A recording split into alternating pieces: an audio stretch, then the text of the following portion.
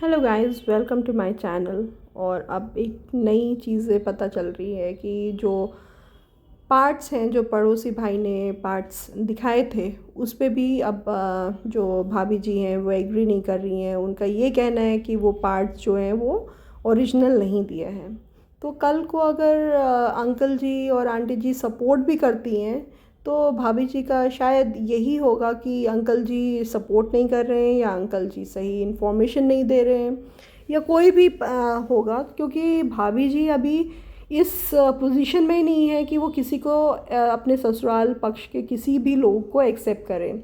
Even पड़ोसी ने भी अगर सही पार्ट्स दिए हुए हैं, वही फ़ोटो दिए हैं जो भाभी जी ने अपने वीडियो में लगाए हुए थे, उनके भाई के वीडियो में लगे हुए थे, मगर उसको वो नकार रही हैं सामने सामने।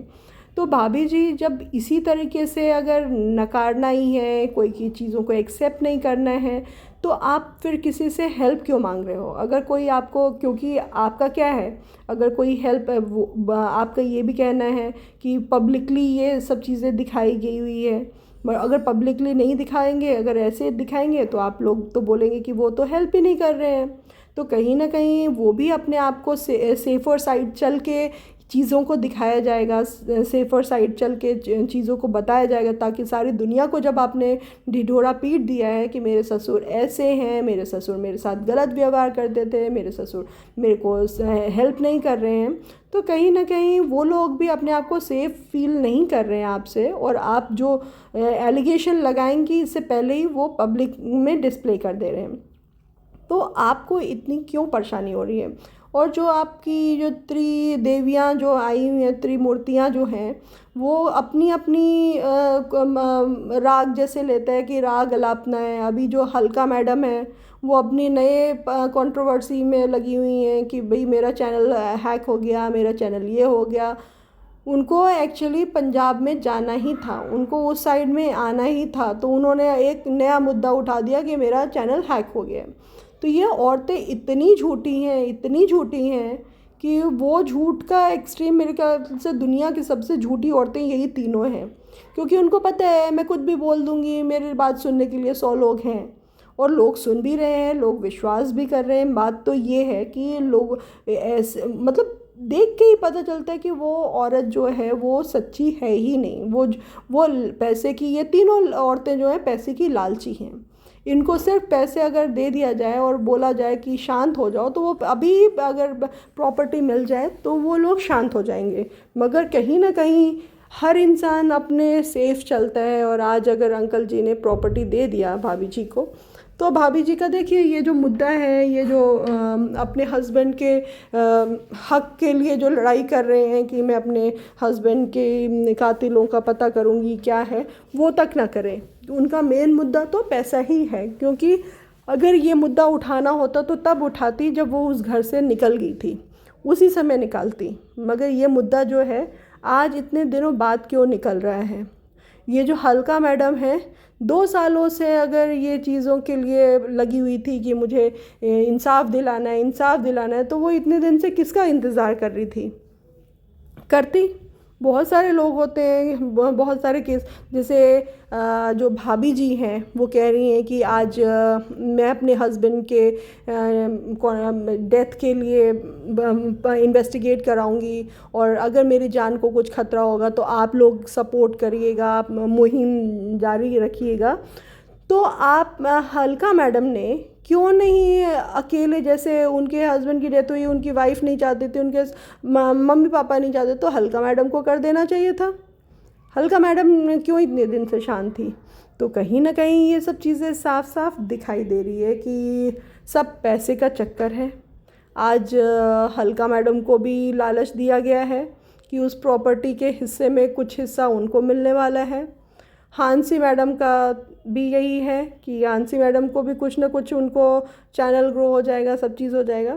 मगर इस तरह की चीज़ें, आप सोचिए कि किसी बूढ़े इंसान के साथ अगर आप ये ऐसा कर रही हैं तो कल को ये कर्मा आपके साथ भी लौटेगा। आपकी जो 2 बेटियां हैं वो कहीं ना कहीं इससे सफ़र ज़रूर होंगी, क्योंकि कहा जाता है कि माँ बाप जब कुछ गलत करते हैं या गलत धन अपने घर में लाते हैं तो वो कहीं ना कहीं वो बच्चों पे भी निकलता है। तो इसीलिए ये जो चीज़ें की जा रही है कहीं ना कहीं, मतलब भगवान न करे उनके बच्चों के साथ ऐसा कुछ हो, मगर माँ का असर कहीं ना कहीं बच्चों पे जाएगा ही जाएगा। कल को वो अपनी बेटियों की शादी करने के लिए जाएंगी या कहीं पे भी जाएंगी तो ये ज़रूर सब बोलेंगे कि तुम्हारी माँ तो ऐसी थी, तुम्हारी माँ तो अपने सास ससुर के साथ इतना परेशान किया, तुम्हारे ससुर ने तो तुम्हारी माँ पे गलत नज़र डाला था।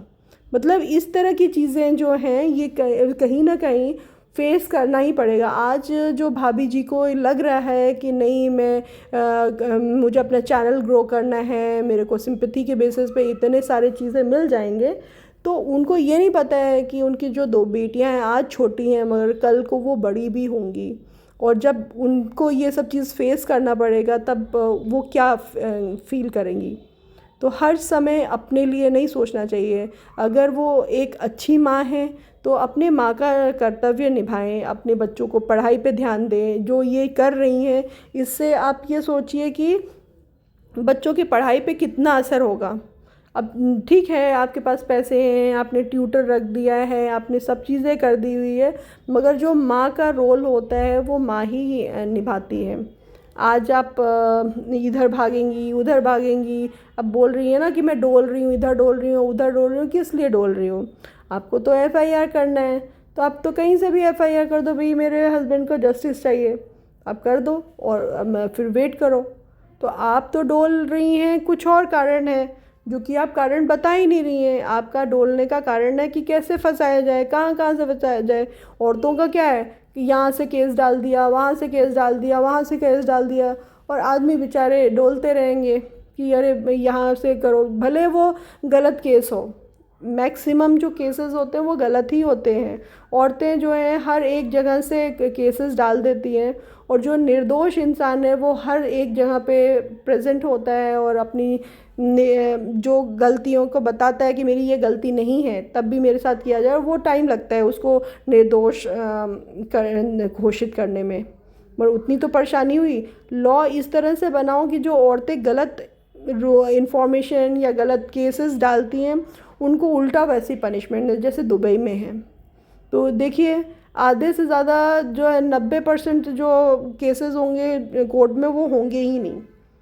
तो इस तरह की जो पब्लिकली अपने जो भाभी जी ये बोल रही हैं कि भाई पड़ोसी कौन है, पड़ोसी को तो मैं जानती नहीं हूँ, मेरे बारे में कैसे वो बोल रहे हैं।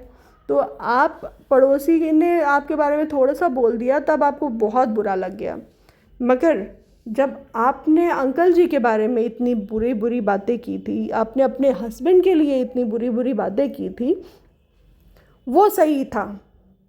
और बात यह है कि आपको इतना ही अगर बुरा लगा था, सब चीज़ें इतनी बुरी लगी थी, तो भाई दूसरा चांस था, आपको उस घर से निकल ही जाना था, उसी समय निकल जाना था जब आपको लोग इतने बुरे लगे थे, सब चीज़ लगे थे।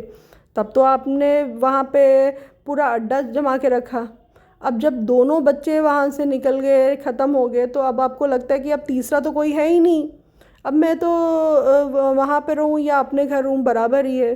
तो आपने जाके इस तरह से चीज़ें कांड की, गलत एलिगेशंस, गलत सब चीज़ें करना। आपको किसी से अटैचमेंट नहीं है, टू बी वेरी ऑनेस्ट, आपको अपने माँ बाप से भी अटैचमेंट नहीं है।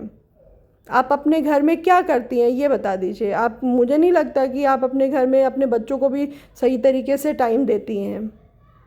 तो आपका ये मेन अभी ये जो बच्चों का टाइम है ये बहुत ही इम्पोर्टेंट है। आप इन सब चीज़ों में लगी हुई हैं, अपने ससुर को नीचे गिराने में लगी हुई हैं, आप लोगों को धमकी दिलवाने में लगी हुई हैं।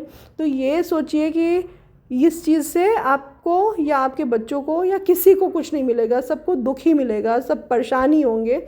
तो लोग अपनी लाइफ को हमेशा इजी और सब शांति से रहना चाहते हैं। अब जिस तरह से आप अंशु के पीछे पड़ गई हुई हैं कि अंशु ऐसी थी, वो बच्ची है, वो ये है वो है, क्यों आपको इतने दिनों बाद पता चला कि वो बच्ची नहीं है? इतने दिन जब तक तो काम था तब तक तो आपको वो बच्ची दिखाई दे रही थी, वो मेरी बेटी जैसे है, एक बेटी से वो इतनी तो बड़ी दुश्मन होगी।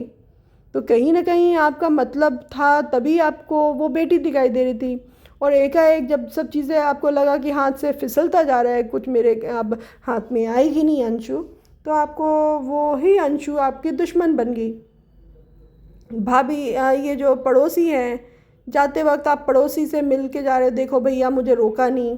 भाई आप 10 बार अगर घर से भागोगे, 10 बार धमकियाँ दोगे, 10 बार आप लोगों को परेशान करोगे, तो एक बार बोल देगा जाओ निकल जाओ, और जब मन होगा तो आ जाना। जब आप अपने मर्ज़ी से गए तो आप क्यों एक्सपेक्ट कर रहे हो कि आपसे मिलने कोई आएगा, आपको लेने कोई आएगा, और वो भी आपने जाते ही जाते इतने गंदे गंदे एलिगेशंस भी अपने ससुर पे लगा दिए है।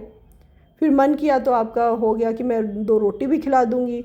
ये ऐसे तो कोई कुत्ते को भी नहीं बोलता है कि भई तुम अपना सब छोड़ दो, अपने मालिक को छोड़ दो, अपनी वो कर दो और मैं तुम्हें 2 रोटी खिलाऊँगी। कोई 2 रोटी के लिए भूखा नहीं रहता है, भूखा रहता है प्यार के लिए, सम्मान के लिए। वो आपसे बड़े हैं तो आप उनको सम्मान दो। जब जैसे आपके हस्बैंड थे तो आप रहते थे ना, सम्मान के साथ रहते थे, आप उनको आदर करते थे, वैसे ही वही आदर चाहते हैं।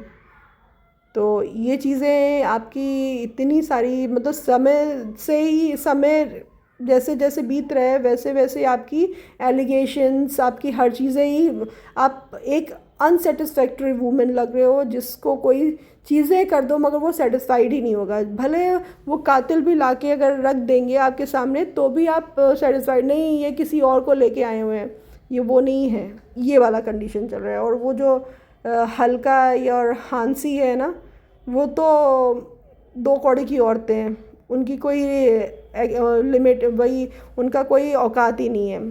वो जिस तरह से बात करती हैं और जिस तरह से उनकी लैंग्वेज होती है, वो उस लैंग्वेज ऐसे लगता है जैसे बहुत ही थर्ड रेटेड फैमिली से बिलोंग कर रही हैं। तो भाई डिसाइड तो भाभी जी को करना है, भाभी जी को वो अच्छी लगती हैं इसलिए उनका साथ ले रही हैं। रेस्ट, अगर आपको मेरा वीडियो पसंद आया हो तो प्लीज़ लाइक एंड सब्सक्राइब करिए, और thank you so much for watching my channel. Thank you so much.